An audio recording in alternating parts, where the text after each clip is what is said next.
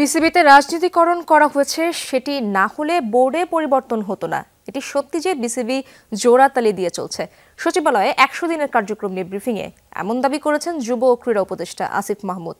তিনি জানিয়েছেন প্রতিটি ফেডারেশনের জবাবদিহিতা নিশ্চিতে প্রতি বছর কার্যক্রমের রিপোর্ট ও অডিট রিপোর্ট দেবে।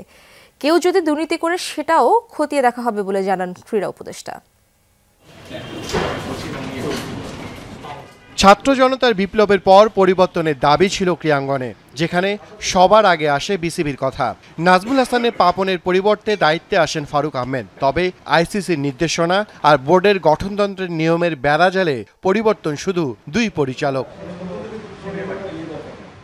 এরপর গেল 3 মাস বিসিবি চলেছে প্রায় 14 জন পরিচালক ছাড়া। অন্তর্বর্তী সরকারের 100 দিনের কার্যক্রম তুলে ধরার ব্রিফিংয়ে তাই উঠে এলো বিসিবির পরিবর্তন প্রসঙ্গ।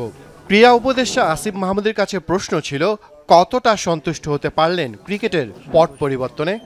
বিসিবিতে পলিটিক্যাল লোকজন না থাকতো তাহলে দেশে একটা পরিবর্তন হলেও বিসিবি তার মতোই থাকতে পারতো, ধারাবাহিকভাবে তার কার্যক্রম পরিচালনা করতে পারতো। কিন্তু আমি যখন দায়িত্ব নিলাম, এসে বিসিবির কোনো ডিরেক্টরকে পাওয়া যাচ্ছিল না। তখন নিয়মতান্ত্রিকভাবে আমরা বিসিবিতে পরিবর্তনটা এনেছি এবং এটা বাস্তব যে জোড়াতালি দিয়ে চলছে, কারণ অনেক ডিরেক্টররা এখন নেই।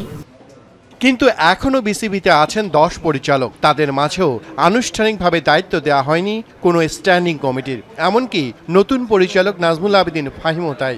এমন অবস্থায় কিভাবে, কোন পথে কার্যকর হবে বিসিবি? ক্রীড়া সংস্থাগুলো এখনও পুনর্গঠন হয়নি, পুনর্গঠনের কার্যক্রম চলমান আছে, আপনারা জেনেছেন।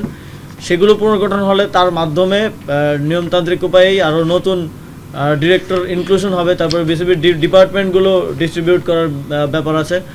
ক্রিকেটের মতো অনেকটা স্থবির দেশের অন্য ফেডারেশনগুলো। সার্চ কমিটির সুপারিশে গঠন করা হয়েছে 9টার অ্যাডহক কমিটি। সেখানেও ছিল কিছু বিতর্ক।